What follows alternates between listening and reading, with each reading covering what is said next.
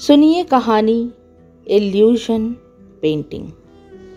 कहानी की शुरुआत होती है एक सीधे साधे स्कूल टीचर से, सुमित सर, जो कक्षा 9 के बच्चों को मैथ्स पढ़ाते थे। उनकी एक सीधी साधी सी खुशगवार जिंदगी थी। अभी अभी उनका बच्चा साल भर का हुआ है। उसको प्यार से वो गुड्डू पुकारते हैं। और उनकी प्यारी सी पत्नी मीनाक्षी, जिनसे वो बहुत प्रेम करते हैं। हालांकि मीनाक्षी को थोड़ी पैसे रुपए की तरफ ललक है, लेकिन फिर भी वो सुमित के साथ अच्छा तालमेल बिठा के जिंदगी बिता रहे हैं। एक रात जब वो डिनर कर रहे थे, तभी दरवाजे पर खटखटाने की आवाज़ आती है। इतनी रात को उनके घर कौन आया होगा, सुमित सर सोच में पड़ जाते हैं। दरवाज़ा खोलते हैं तो वहाँ कोई नहीं था, कोई भी नहीं। वो दरवाज़ा बंद ही करने वाले थे जब अचानक उन्हें ज़मीन पे पड़ा एक लिफाफा दिखाई देता है। वो लिफाफा लेके अंदर आ जाते हैं। उस पर लिखा था, a gift for you. Meenakshi बड़ी खुश हो जाती है। वो सोचती है कि ज़रूर इसमें पैसे रुपए या हो सकता है कोई चेक आया हो। लेकिन जब वो लिफाफा खोलती है तो उसका चेहरा उदास हो जाता है। वो सुमित सर को वो लिफाफा पकड़ा देती है और उनको बताती है कि लीजिए, आपके लिए ही कुछ आया है, कोई काम की चीज़ तो नहीं लगती। सुमित सर जब वह लिफाफा खोलते हैं तो उसमें एक बड़ी अजीब सी पेंटिंग बनी हुई थी। ऐसा लग रहा था कि कुछ रेखाओं को खींच के कुछ रंग भर दिए गए हैं। शायद किसी स्कूल के बच्चे की शरारत है। उसने यह पेंटिंग बना के सुमित सर के दरवाजे उन्हें परेशान करने के लिए डाल दी है। उन्होंने कहा, व्हाट अ शिट, ये मैं देखता हूँ कल स्कूल जाके ये किस बच्चे की शरारत है। और वह पेंटिंग वह मोड़ के अपनी पॉकेट में रख लेते हैं। अगले दिन अपने क्लास में वो पेंटिंग खोल के सब बच्चों को दिखाते हैं और पूछते हैं कि सीधे से बच्चे बता दें कि ये शरारत किसने की है। तभी एक बच्चा बोल उठता है, सर, ये तो एक इल्यूजन पेंटिंग है। Illusion painting? ये क्या नई बकवास शुरू की है तुम लोग ने? सर देखिए, अगर आप इसे ध्यान से देखेंगे ना तो इसमें आपको कई चित्र दिखाई देंगे। शुरुआत में तो देखने में ये आम सी पेंटिंग लग रही है, लेकिन आप इसे ध्यान से देखिए। तब सर ने वो पेंटिंग बड़े ध्यान से देखी। तब उन्हें दीवार पर टंगी एक घड़ी दिखाई दी और एक पलंग भी दिखा, जिसके नीचे एक बच्चा गिरा पड़ा है और शायद उसके सर से खून बह रहा है। वहीं बगल में एक कमरा दिखा। उन्हें यह सब कुछ बड़ा जाना पहचाना सा लग रहा था। ये कमरा, ये तो उन्हीं का कमरा था। हाँ, बिल्कुल उनके कमरों के हूबहू कॉपी। उन्होंने उस पेंटिंग की बड़ी तारीफ की। उन्होंने कहा कि अरे, मैंने तो ध्यान से देखा ही नहीं था। सच, किसी ने तो बस मेरे कमरे की, लेकिन ये बच्चा गुड्डू जैसा लग रहा है, इसको ज़मीन पे गिरा क्यों दिखाया है? और उसके सर पे ये चोट, ये मुझे अच्छा नहीं लग रहा देखने में। ऐसे पेंटिंग तो बहुत अच्छी बनी है। तभी स्कूल का पियून सर को बुलाने आता है। कहता, सर जल्दी चलिए, आपके घर से फ़ोन आया है। सर भागे भागे नीचे जाते हैं। उनकी पत्नी मीनाक्षी का फ़ोन था। वो बताती हैं कि उनका बेटा गुड्डू आज पलंग पर से गिर गया, जिससे उसके सर पे बहुत तेज़ चोट आ गई है और वह अस्पताल में है। यह सुन के सर बिल्कुल बर्फ़ से जम जाते हैं। वो पेंटिंग जिसे वो कुछ देर पहले ही देख रहे थे, उसमें भी तो कुछ ऐसा ही दिखाया गया था। एक बच्चा जो पलंग के नीचे गिर गया था और उसके सर से खून बह रहा था। सर भागे भागे अस्पताल जाते हैं। गुड्डू को जल्दी से अपनी गोद में उठा लेते हैं। हालांकि गुड्डू के सर पे बहुत गहरी चोट नहीं आई थी, लेकिन उसे 3 टाँके लगे थे। मीनाक्षी का रो रो के बुरा हाल था। सर कहते हैं, कोई बात नहीं मीनाक्षी, बच गया गुड्डू, कुछ नहीं हुआ है उसे। वो गुड्डू को डिस्चार्ज करा के घर ले आते हैं। लेकिन अब सुमित सर बड़े परेशान से रहते। उन्हें रात को गहरी नींद भी नहीं आती और बार बार रह के वो पेंटिंग उनके चेहरे के सामने से गुजर जाती। 1 हफ्ता बीत जाता है।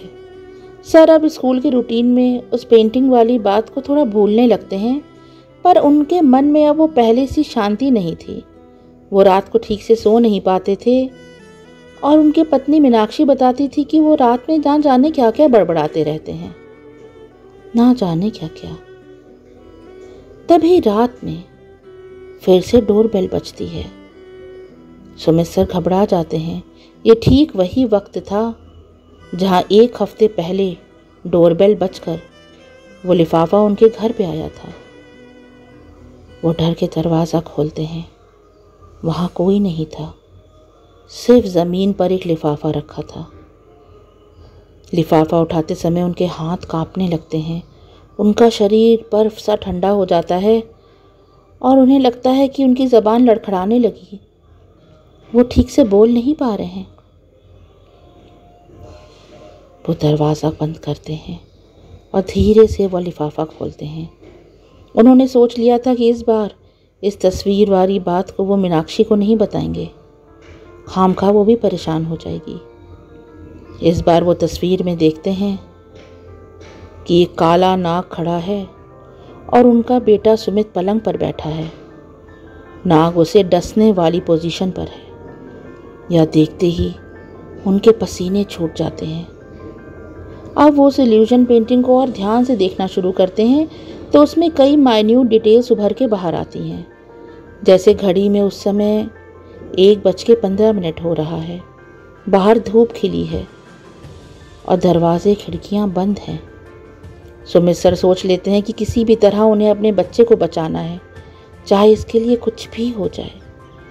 वो बार बार उस पेंटिंग को निकालते थे और उसकी माइन्यूट डिटेल्स पढ़ते हुए घंटों बिता देते। रात रात भर वो सो नहीं पाते, स्कूल टाइम पे नहीं जा पाते। फिर उन्होंने स्कूल से 2 दिन की छुट्टी ले ली। उन्हें गुड्डू के पास रहकर उसकी रक्षा करनी ही थी। मीनाक्षी को वो कुछ नहीं बताना चाहते थे, नहीं तो खामखा वो भी परेशान होती। वो मीनाक्षी से कहते हैं कि जाओ तुम अपनी सहेली के संग शॉपिंग कराओ। मीनाक्षी को वो 2000 रुपये भी देते हैं। मीनाक्षी पैसे पाकर और ऐसा अनचाहा गिफ्ट देकर बड़ी खुश हो जाती है। वो भागकर अपनी सहेली के साथ शॉपिंग करने चली जाती है और सुमित सर गुड्डू के साथ घर पर अकेले। घड़ी में 1 बज चुका है। जो भी होना है 15 मिनट के अंदर ही हो जाएगा। वो बार बार ज़मीन और खिड़कियों की तरफ देख रहे थे। खिड़की और दरवाजे उन्होंने बहुत कस के अंदर से कुंडी लगा के बंद रखा था। घड़ी में 1:15 हो जाते हैं, पर उन्हें वहाँ कोई सांप दिखाई नहीं देता। वो बार बार पलंग के नीचे झांकते, चादर उठाते और पागलों जैसी हरकत करने लगे। फिर उसी परेशानी में वो घर से बाहर निकलते हैं और देखते हैं कहीं घर के बाहर से सांप किसी गड्ढे के रास्ते तो अंदर नहीं आ रहा। फिर वो चौके में जाते हैं और पागलों की तरह पूरे घर में गुड्डू को गोदी में लिए घूमने लगते हैं, पर उन्हें वहाँ कोई सांप दिखाई नहीं देता। अचानक वो कमरे में आते हैं तो उन्हें बिस्तर पे एक काली लंबी परछाई दिखती है। घड़ी पर 1:30 बज चुके होते हैं। वो सांप सांप बोल के ज़ोर से चिल्लाने लगते हैं। आस पड़ोस के लोग इकट्ठा हो जाते हैं। वो कहते हैं किसी तरह मेरे बच्चे को बचा लो। वो काला नाग जो पलंग पर बैठा है वो इसे डसने के लिए आया है। मैं जानता हूँ उस तस्वीर में, कह के वो चुप हो जाते हैं। गांव के लोग हाथ में डंडा लिए उनके कमरे में घुसते हैं, पर जब वो पलंग पर देखते हैं तो देखते हैं वहाँ तो सर की लंबी सी बेल्ट, हाँ पतलून में लगाने वाली बेल्ट रखी थी। वे सब परेशान हो जाते हैं। कहते हैं सुमित सर आप ही ना सबको परेशान कर दिया। सुमित सर की ऐसी हालत के बारे में जब उनके दोस्त मनीष को मालूम पड़ता है तो वह फ़ौरन उससे मिलने घर आ जाते हैं। जब वो घर आते हैं उस समय सुमित सर सो रहे थे बहुत गहरी नींद में और मीनाक्षी गुमसुम सी उनके बगल में बैठी थी। मीनाक्षी बातों बातों में मनीष सर को वो पेंटिंग वाली बात बताती है। मनीष सर स्कूल में पेंटिंग के क्लासेस लेते थे। वो मीनाक्षी से फ़ौरन वो तस्वीरें उन्हें दिखाने को कहते हैं। मीनाक्षी वो दोनों तस्वीर उनको दिखाती है और बताती है शनिवार की रात 9 से 10 के बीच में कोई दरवाज़ा खटखटा के या तस्वीरें डाल जाता है और इस तस्वीर को ध्यान से देखने पर उसमें से कई पहलू उजागर होते हैं। मनीष सर वो तस्वीर बहुत ध्यान से देखने लगते हैं। बहुत से ध्यान देखने के बाद वो उन तस्वीरों को अपनी पॉकेट के अंदर रख लेते हैं और कहते हैं कि सुमित को मेरे साथ अगले दिन डॉक्टर के पास अवश्य चलना होगा, उसकी जान पे खतरा है। किसी तरह सुमित मनीष के साथ साइकेट्रिक डॉक्टर के पास जाते हैं। साइकेट्रिक उनका एग्ज़ामिनेशन करता है और उनके 1-2 ब्लड टेस्ट करवाता है, जिसकी रिपोर्ट अगले दिन आ जाती। सुमित गुमसुम सा घर वापस आ जाता है और मनीष सर भी अपने घर लौट जाते हैं। सुमित सर समझ रहे थे कि उन्हें अपनी ज़िंदगी में वापस लौटना होगा, उन्हें स्कूल वापस पढ़ाने जाना होगा। इस तरह से घर बैठ के ज़िंदगी नहीं चलती। पैसे रुपए भी अब बैंक में लगभग ना के बराबर बचे थे। रात को वो अपनी गणित की किताब निकाल कर वापस पढ़ना शुरू कर देते हैं। तभी दरवाजे के बाहर चौराहे पे बड़े ज़ोर का हंगामा मचता है। सुमित घबरा जाता है। वह सोचता है कि कहीं फिर से वही लिफाफा। नहीं, अब सदमा वो बर्दाश्त नहीं कर पाएगा। ना जाने उसके संग और क्या बुरा होना लिखा है। वह भाग के जाता है और गुड्डू को अपनी गोदी में उठा लेता है। मीनाक्षी से कहता है कि वह उसे छोड़ के कहीं ना जाए। आज वही रात थी जिस रात लिफाफा उसके दरवाजे पे डाला जाता था। शनिवार की वो भयावह रात। वो कहता है कोई भी लिफाफा वो पानी से भीग जाए, बह जाए, लेकिन अब वह कोई लिफाफा उठाने नहीं जाएगा। वैसे भी जो होना है वो होकर रहेगा। तभी दरवाजे पे बहुत ज़ोरों की खटखटाने की आवाज़ आती है। मीनाक्षी कहती है इस तरह से डर के वो ज़िंदगी नहीं जी सकते। वो दरवाज़ा खोल देती है तो अंदर मनीष सर घबराए हुए आते हैं और उनके साथ सुमित सर की बेस्ट स्टूडेंट अर्चना थी। अर्चना की आंखें शर्म से झुकी हुई थीं और उसने अपने हाथ में कुछ मोड़ के पकड़ा हुआ था। मनीष सर अर्चना को बहुत तेज़ डांट रहे थे। इतनी तेज़ डांट रहे थे कि वह सुनकर वह सहम कर रो रही थी। सुमित सर यह सब देख के नाराज़ हो जाते हैं। वह कहते हैं भला क्यों वो इतनी अच्छी स्टूडेंट को इस बुरी तरह डांट रहा है। तो मनीष सर कहते हैं कि वो देखते ही पहचान गए थे कि इस तरह की इल्यूजन पेंटिंग उनके स्कूल में कौन बना सकता है। सिर्फ एक ही ऐसी स्टूडेंट है जो इतनी अच्छी इल्यूजन पेंटिंग्स बनाती है और इसके लिए बहुत से प्राइजेस भी जीत चुकी है। पर उसने आपके साथ ऐसा क्यों किया, ये उनके समझ के परे था। मैथ्स का वो एग्ज़ाम जिसके पेपर्स आप चेक करते हैं। अर्चना पढ़ने में तो बहुत होशियार है, पर गणित में वो हर साल फेल हो जाती है।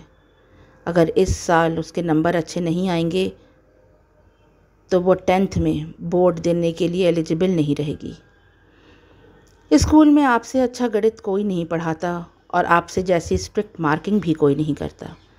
अर्चना चाहती थी आप किसी तरह पे मेंटली परेशान रहें, टेस्ट वगैरह ना हो, ना एग्ज़ाम के पेपर टाइम पे चेक हो पाएँ। शायद अर्चना को पढ़ने का कुछ और समय मिल जाए। इसलिए ऐसी इल्यूजन पेंटिंग बनाकर इसने आपके मन में भ्रम डाल दिया। और सिर्फ इतना ही नहीं सर, वो गणित की किताब याद है जो 1 महीने पहले आपने अर्चना को पढ़ने के लिए दी थी? हाँ सुमित, मुझे याद है, सुमित सर बोले। उसके पन्नों पे ड्रग्स लगे हुए हैं। क्या? जी हाँ सर, आपके ब्लड के ट्रेसेस में ड्रग्स आए हैं। आपकी ब्लड रिपोर्ट मेरे हाथ में है। इसमें ट्रेसेस में ड्रग्स हैं जो आपको मेंटली चैन से सोने ही नहीं दे रहे, आपको एक इल्यूजन की दुनिया में रख रहे हैं। और मैंने ये पता किया, वो किताब जब आप उस दिन पढ़ रहे थे तो हर पन्ने पे आप थूक लगा के उस पन्ने को पलट रहे थे। मुझे यह समझते देर नहीं लगी कि कितनी आसानी से जहर आपके पेट में जा सकता है।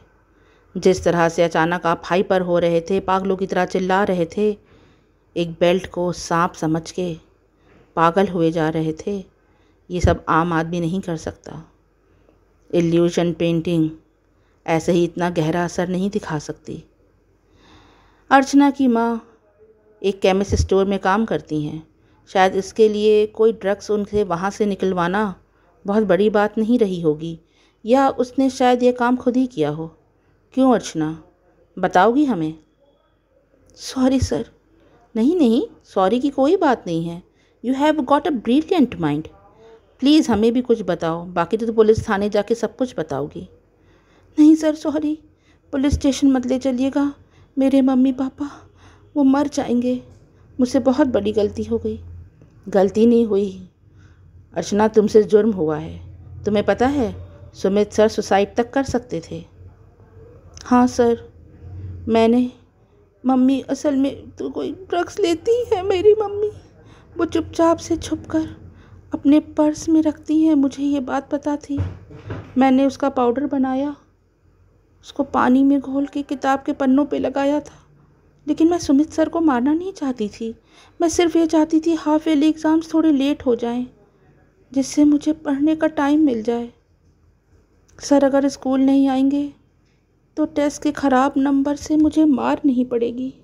सर आप नहीं जानते, जब मेरी मम्मी ड्रग्स ले लेती हैं तो वो मुझे पागलों की तरह मारती हैं।